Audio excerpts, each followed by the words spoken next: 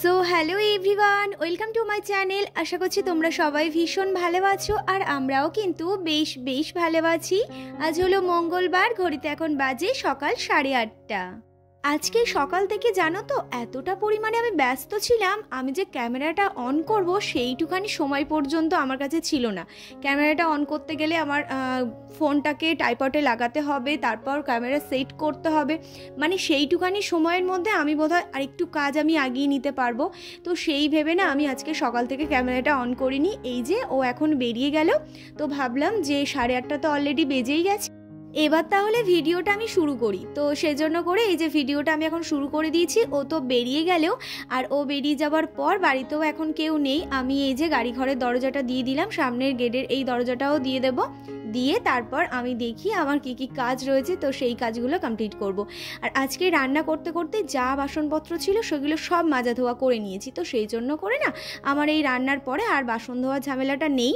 তো এই যে ও না আজকের ওই সকালবেলাতে একটু মুড়ি ভিজিয়ে খেয়ে গেছে, তো ওর জন্য করে মানে 2 চামচ থেকে ওই 4 চামচ বোধহয় খেয়েছে, বাদবাকিটা সবটাই রেখে দিয়েছে, বেশি আমি দিইনি। তো যেটুকু ছিল মানে ওই আবারও ওই 4-5 চামচ মতো হতো আর কি, তো সেটা রয়ে গেছিলো। তো আমি ভাবলাম ফেলে দেবো, আমি তাহলে খেয়ে নিই, তো ওর জন্য করে বসে বসে খেয়ে নিচ্ছিলাম। আর কালকে 10টা থেকে মানে রাত 10টার সময় থেকে শুরু করে সারা রাত মুষলধারে বৃষ্টি হয়ে গেছে, তার সাথে তো প্রচণ্ড মানে বিদ্যুৎও চমকাচ্ছে, বাজও পড়ছে। তো সেজন্য করে না আমি আজকে সকাল সকাল কি করেছি জানো, যে জামা কাপড়গুলো আজকে একটু কাচবো বলে ভেবেছি, সেগুলো সব আবার যেখানকার জিনিস সেখানে তুলে রেখে দিয়েছি, আর মানে বের করার কোনো মানে চান্স নিইনি। এখন যে জামা কাপড়গুলো পরিষ্কার করছি সেগুলো তো ওই ডেলি পারপাস ইউজ করা। ও কালকের আবার সেলুনে গেছিলো, চুল দাড়ি কেটে এসেছে, তো সেজন্য করে ওর সেই জামা প্যান্টগুলো পরিষ্কার করে দেওয়া। তো ওর জন্য এই যে জামা প্যান্টগুলো পরিষ্কার করে প্রায় তো অর্ধেক শুকিয়ে গেছে, এখন দেখছি বেশ ভালো আর কি হাওয়াও হচ্ছে, একটু মেলে দিলে পরে হাওয়াতে একেবারে শুকিয়ে যাবে।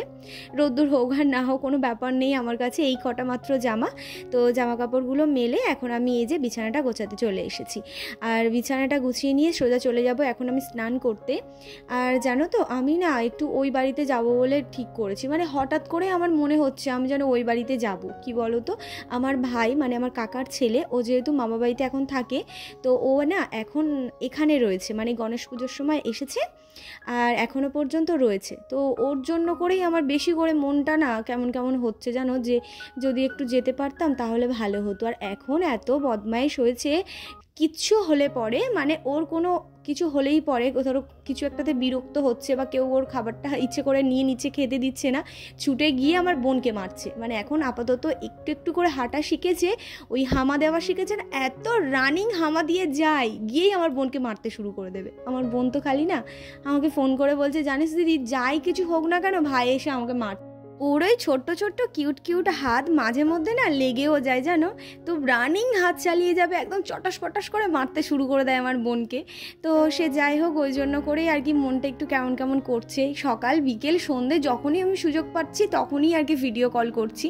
কালকে রাতেও ভিডিও কল করেছিলাম, এখনও পর্যন্ত ওই বাড়িতে আমার ফোন করা হয়নি, করব দুপুরবেলাতে আর কি ফোন করব, হয়তো সকালবেলাতে ব্যস্ত রয়েছে, বাবা বেরোয় কাকা বেরোয়, তো সেজন্য করে আর কি একটু ব্যস্ত রয়েছে সকালবেলাতে, এখন আর ফোন করব না। আমিও আমার কাজবাজগুলো এদিকে কমপ্লিট করে নিই, কমপ্লিট করে স্নান টান করে একেবারে ধীরে সুস্থে ওই বাড়িতে ফোন করব।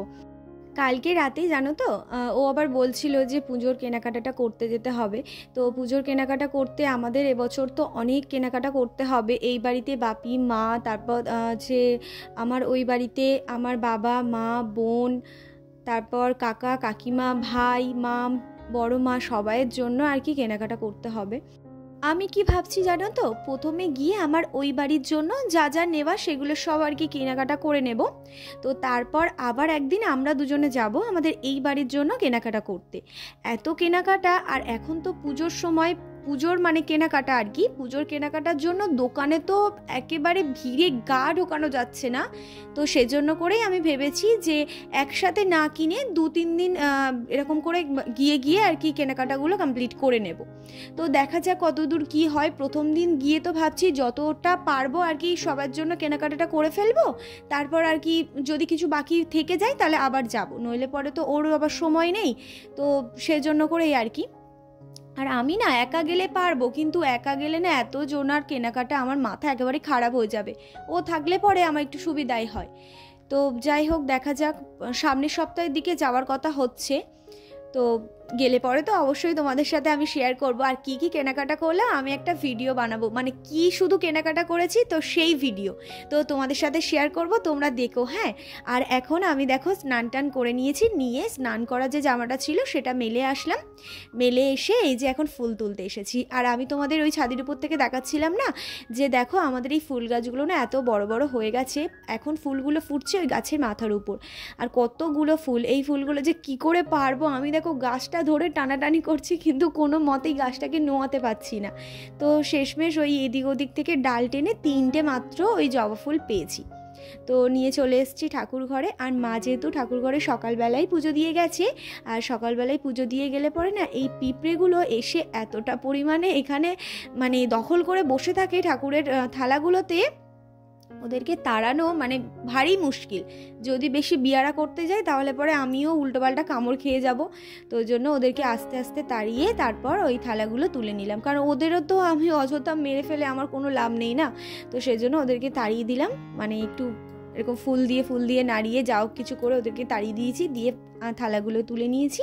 নেবার পর এখন এই যে এঁঠো জায়গাটা বেশ ভালো করে মুছে নেব, তারপর গপুকে স্নান করাবো। আজকের মাকে বলেছি যে বৃষ্টি বৃষ্টি ওয়েদার, ঠান্ডা, তুমি গপুকে সকালবেলায় স্নান করিও না, আমি একটু বেলার দিকে স্নান করিয়ে দেবো। এখন ঘড়িতে ওই 9:30 কিংবা 9:45 মতো বাজে, তো ভাবলাম সব কাজবাজ কমপ্লিট হয়ে গেছে, তাহলে পরে স্নানটা করে নিই। তো স্নান করে এই যে গপুকে স্নান টান করিয়ে দিয়েছি, দিয়ে এখন ভালো একটা জামাও পরিয়ে দিয়েছি, ঠান্ডা ঠান্ডা ওয়েদারে তো ওর জন্য করে একটু জামা পরিয়েছি। তো এই যে একটু ফুল টুল দিয়ে দিলাম। সন্ধে আমি যখন ঠাকুরঘরে ছিলাম তখন দেখলাম মা স্কুল থেকে চলে এসেছে, আর তার সাথে নিয়ে এসেছে এই যে মাছ। তো মাছগুলো মা স্কুলে থেকে, আমি যখন ঠাকুর ঘরে ছিলাম তো তখন দেখলাম মা স্কুলে থেকে বাড়ি ফিরে গেছে, আর বাড়ি ফেরার সময় মা এই যে বাজার থেকে নিয়ে এসেছে মাছ। মাছগুলো না মা বেশ ভালো করে আর কি ধুয়ে দিয়েছে, আর আমি এখানে দেখো মাছগুলো নিয়ে লবণ, হলুদ, লঙ্কার গুঁড়ো আর অল্প একটু তেল দিয়েছিলাম, দিয়ে বেশ ভালো করে মেখে এখন না মাছগুলো ভেজে নেব। এখন যদি কন্টেনার ভরে রেখে দিই তাহলে সেই আমার রাত্রেবেলায় আবার মাছ ভাজতে হবে, তো সেজন্য এখনই আর কি মাছগুলো আমি ভেজে রেডি করে দিচ্ছি। দুপুরবেলায় খাওয়া দাওয়া করে ফোনটা একটু চার্জে বসিয়ে ঘুমিয়েছিলাম, ফোনে না একদম চার্জ ছিল না। আর আমি তো ওই জামা কাপড়গুলো মেলেছিলাম, প্রায় সব শুকিয়ে গেছিলো, অল্প একটু ভেজা ভেজা ছিল, তো সেইগুলো নিয়ে এসে এই যে ঘরে চেয়ারে খাটের গায়ে এরকম করে সমস্ত জামা কাপড়গুলো মেলে দিয়েছি। আর এখন সন্ধে বাজে 7:30, তো এবার জামা কাপড়গুলো সব প্রায় শুকিয়ে গেছে, প্রায় কি একেবারেই শুকিয়ে গেছে। এবার ভাবছি জামা কাপড়গুলো সব তুলে নেব, তুলে নিয়ে জায়গা মতো আর কি রেখে দেবো। তো জায়গা মতো রেখে দিয়ে তারপর যাব রাতের খাবার।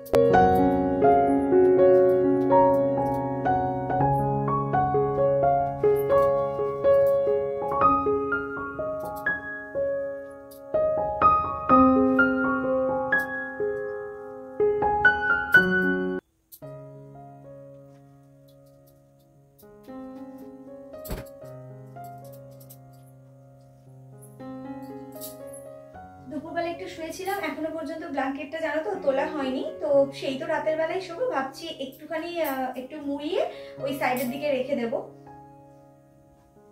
তো চলো এই জামা কাপড়গুলো রেখে আসি আগে বাইরে আর কি আলনাতে। সবকিছু গুছিয়ে নিয়ে জায়গা মতো রেখে এসেছি, আর এখন আমি যাব রাতের খাবার বানাতে, কিন্তু তার আগে সন্ধ্যা থেকে আমার কিছু খাওয়া হয়নি, সেটা খাবো। তো মুড়ি আর চানাচুরি খাবোই আম তেল দিয়ে, বেশ ভালো লাগছে জানো তো আম তেল দিয়ে মুড়ি খেতে।